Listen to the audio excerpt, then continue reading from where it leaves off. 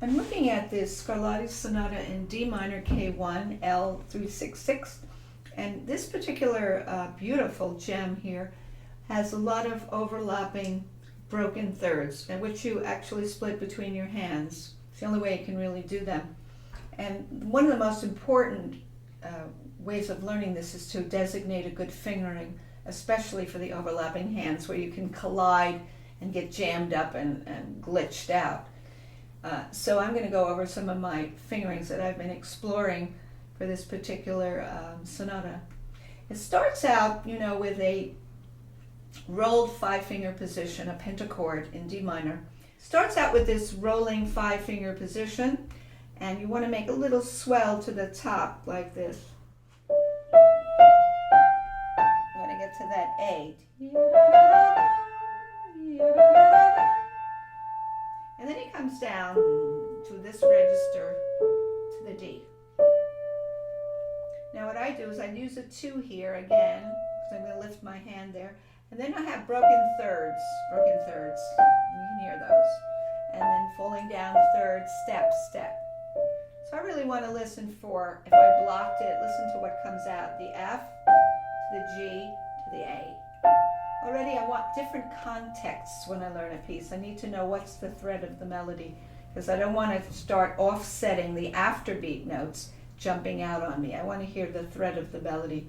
If you did rhythms here, you would hear this to this to this, or already I know how to shape that. So slow-mo, I'm still doing my slow motion. Let your wrist go a little bit forward and then roll back down. That's all D minor. Now we go to the dominants with the C sharp. What I use on the ornament is 3 2 3 1, B flat A, B flat A. I like to use the 3-finger ornament because I get more clarity on it that way. Set up. It's a little tight for me to play 3 2 3 2. So 3 2 3 1 gives a nice clean ornamental sound there. Now look at the fingering. Bring 4 over. These are scales coming down in the natural minor now. Natural minor, so we don't need the C sharp. 4 3 2 1 3 2 1. Now we're going to start sequencing down, but we go up first to 6th before we come down again. And then we have 3 2 3 1. Now we come down in a scale after that 6th. This is also the natural minor. There's no C sharp. Now so we go up another 6th within the scale of D minor, and we do another. These are sequences. Another ornament. 3 2 3 1. Now fingering's a little different here, coming down. 3 2 1. And then 4 3 2 1. It works really well because of what comes next. You want to get the legato to here. Another 6th, and then a little rotation. You notice I'm rotating over. Rotation is important too. And then another ornament. And now he's using the melodic minor coming down. Well, what he's doing is he's using raised notes coming down. So it's different modality here. Make note of the raised notes coming down. C sharp B. So you need to know that context of key changes within a scale, within a minor. What is he doing with the scale of D minor?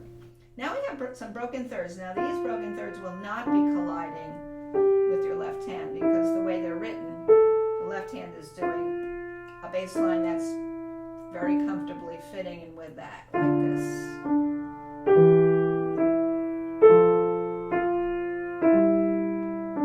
And actually that D on the bottom, try to hold it over. You don't really hold it over because there are 2 Ds, so don't hold anything over there. I'm doing everything legato when I first learned. Now here we start with broken thirds in the right hands, which are pretty free and easy. Now what's going to happen here, I'll just show you, and I'll show you how I do this. This is where I have hands doing close work here in thirds and broken thirds. And this is the melodic minor, the B and the C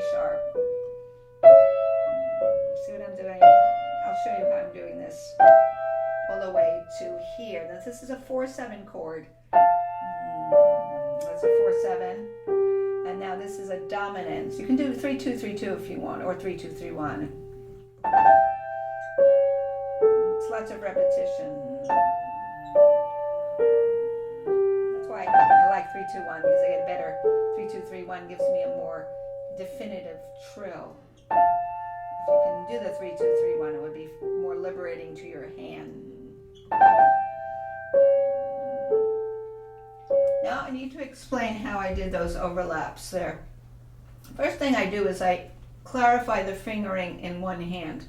So I started here. This was not the overlap. The overlap is going to start here, but I need to know what I'm doing in the right hand for my broken thirds. 4-2, 5-1, 3-1, 3-1 again, 4-2, bring out the top note, 5-1, 3-1, 4-2, 5-1, 4-2, 5. It's quite a long sequence of broken thirds. So you can also do some blocking for those, especially where you're going to have the overlap. But you can start blocking here to see what's happening. Some of these fingerings won't sound like if you do legato, but they will be legato when I actually break the thirds. Some of them I can make legato, as you can see. That's not important here at all.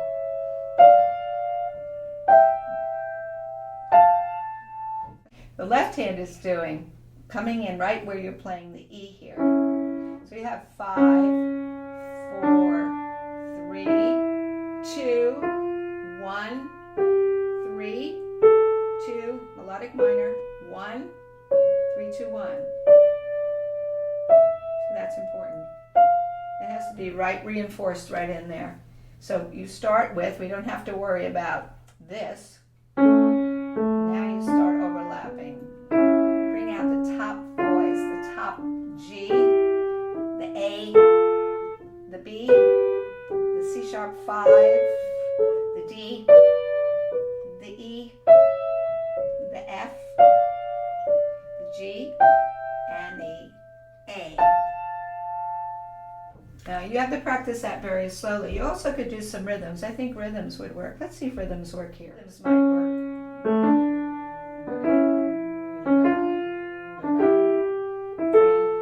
3-1-4, 2-5, 1-3, 1-4, 2-5, 1-4. Gives you a little delay time.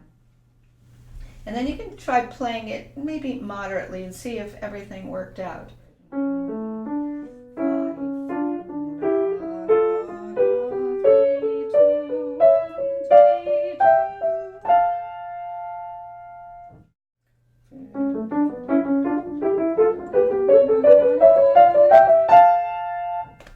If I can do it like that, it's probably a good fingering. If you can go quickly and your designated fingering, you kind of pull back and then go forward, then it's a good fingering. So that's one of the overlapping places. Now, when you make this peak to the top, the left hand is doing a 4/7 chord in D minor to a 5 chord. And I said before, I kind of like to do the ornament with 3-2-3-1. It's nice and clean. Instead of 3-2-3-2. So that's what I like. And then you're jumping over. So this isn't hard. Now here you're going to do an octave here. You're going to cover your treble A with your left hand as an octave. So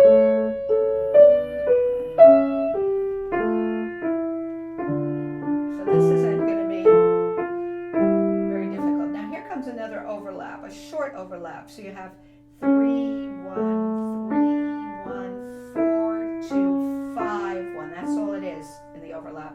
And then the hands can play more easily between each other here. And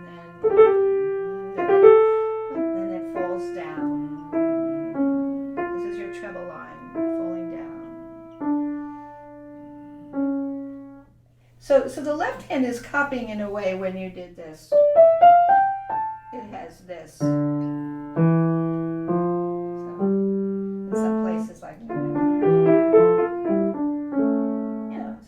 borrows some of these ascending 5-finger positions, puts them into left hand, and anyway, the note values are now longer, D, E, F, G, A, as opposed to 16ths in the beginning.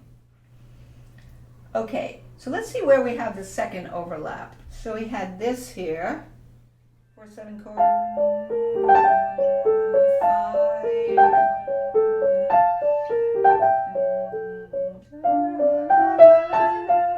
octave.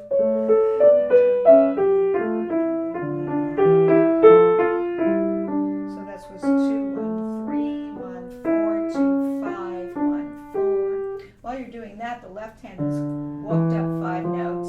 And here's where you're going to do the overlapping fingering.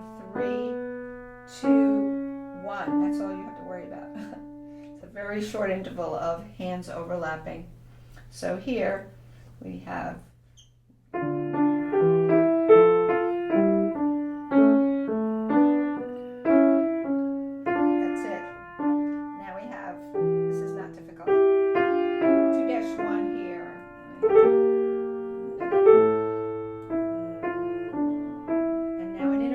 here. And I cross over here. Want a nice clean. Cross my hand over. It's a little bit of cheating. And I think it can be done quickly because probably there I would broaden out that phrase a little bit. I wouldn't go crashing into that. I'd broaden that would be a semicadence up in the air. Okay, so the next part is, and that first part's going to be repeated. The next part starts on the dominant part of the scale, on the 5th note of the D minor scale, using the C sharp. So you have and a little overlapping counterpoint here. You can hear it. Now here we have overlapping thirds. So let's look at the fingering in the right hand. 3, 1, 4, 2. Using melodic minor, 5, 1, 4, 2, 5, 1, put in an F sharp. That's because he's going to G minor, by the way. 4, 2, 5, now it's G minor coming. That's the secondary dominant with that F sharp. So as soon as he got to this, we would know we were going to G minor. So we need to know that. Right in the middle of those broken thirds, by putting an F sharp up there, he had a secondary dominant of a D major chord, bringing us to G minor, because D major is 5 notes above the G minor tonic. Okay, so that's important to know too as you're going through it, because that's a surprise, that F sharp. So when we get to the overlap, and let's see what happens here. We started here. So the left hand is going to do 3, 2, 1.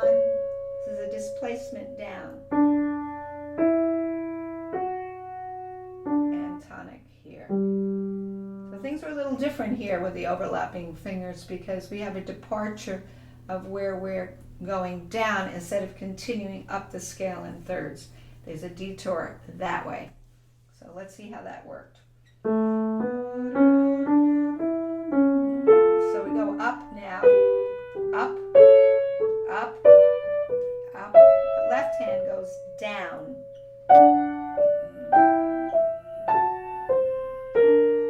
Now here there's no overlap. G minor.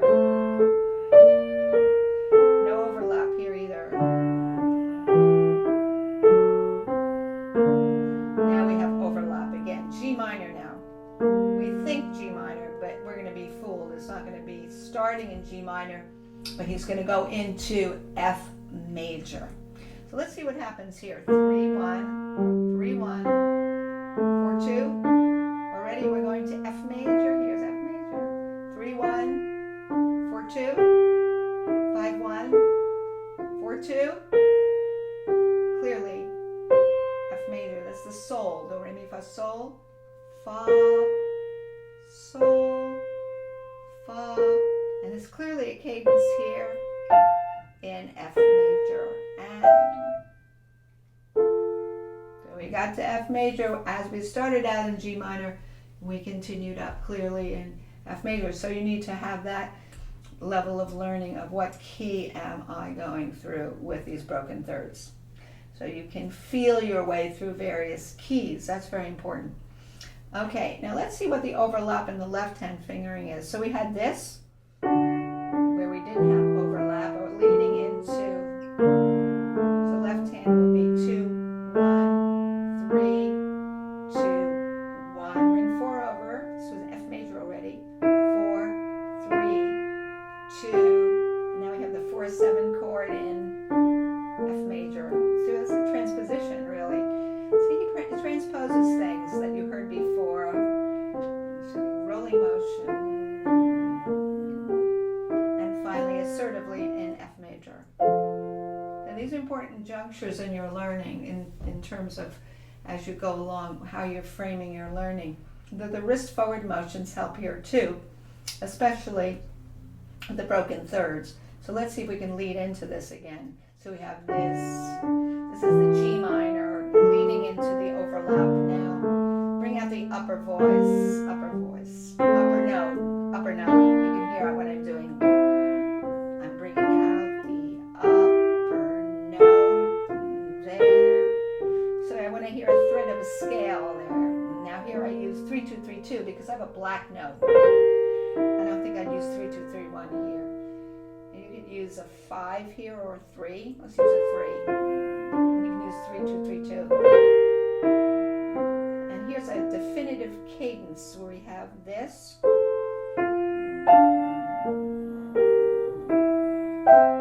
And finally F major.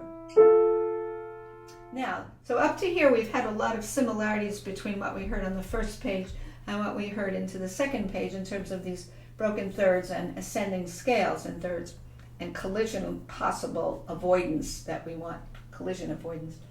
Now we have an interlude that's quite different with arpeggios in the right hand. So look what we have here. And we could block this very first one because we're going to go. See, so blocking, you can find some big blocks for your hand. It helps you learn quicker because you just roll through your blocks. Now here you could block these two and these two, or overlapping block, like that. So you get this, or rhythms. Now here you can block, this is dominant. This is dominant of F major. But suddenly, the left hand is going to bring us with the F sharp to the G minor. We need to know the key. So we've gone into G minor. So we 3, 1, 3, 2, 5, 1, 5, 3, 2, 4. Looks like I'm almost having the same fingering coming down as I did before. So that's good news.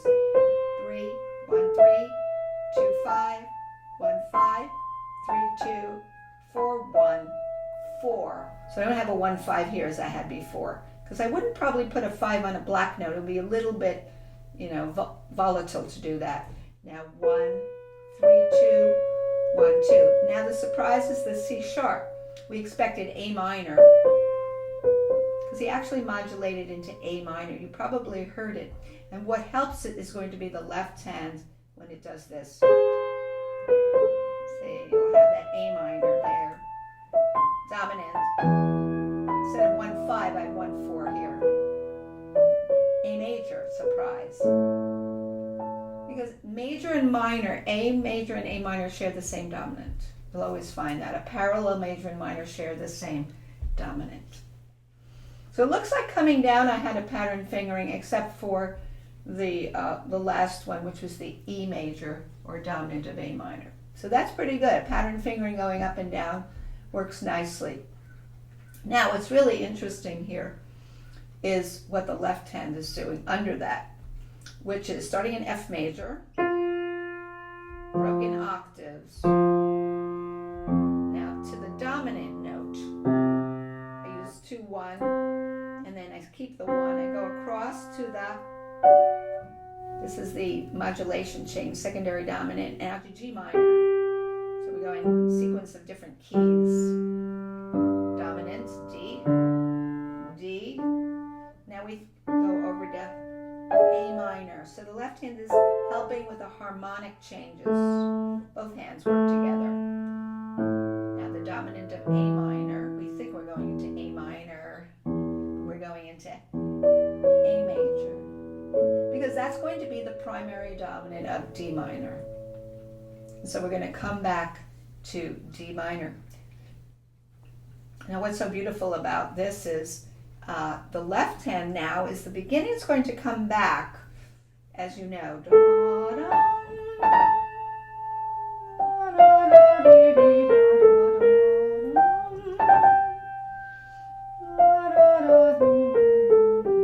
It's softer each time. So beautiful. Now we would think that the left hand is going to be just like it was at the beginning at that point, but it isn't. It spreads out the bass with big jumps in the bass. You can see it goes to G, brings out these. They're so beautiful. These cello range. You can see now he's really spreading the bass out to bring it out. So what's familiar is going to be the melody, but the bass is going to be spread out until it gets here, and we're back to what we had before. So if you put everything together there, you get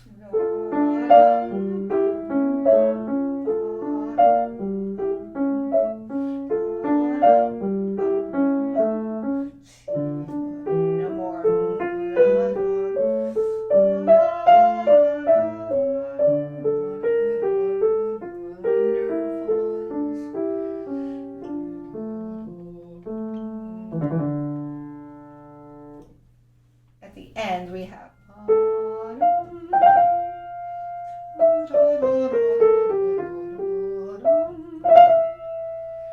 look what happens here. 4-3-2 on in the left. That's easy enough. 2-1, 2-1 in the right. 3-1, 4-2. Quarter note upstairs. Come off it. Again. 2-1, 3-1, 4-2, 2-1, 2-1, 3-1, 4-2. Then we have 4-7, 5, 4-7 of D minor. So this is not hard.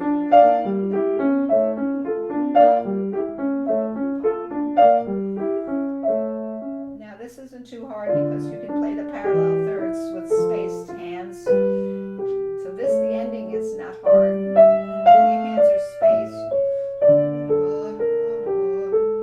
Inner voice.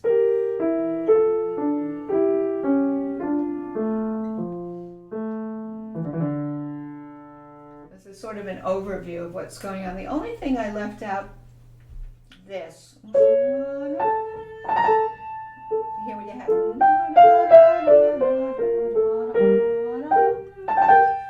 Now what he does here, which is so beautiful, when that comes back, he has the hands spaced out so that you hear beautiful bass notes that are way down in the cello range. And he's jumping up to the thirds that he had before, but the bass is really displaced way down. And I'll show you what I mean after we come out of this arpeggio. Big jumps in the left hand. See big jumps here. Big jumps. So beautiful when he does that there. Big bass notes. You want to pull them out. Bass notes. Bass notes. See, spacing it out.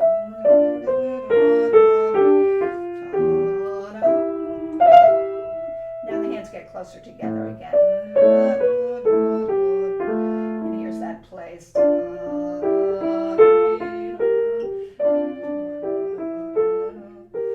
here. You can do little echoes when you have so much repetition.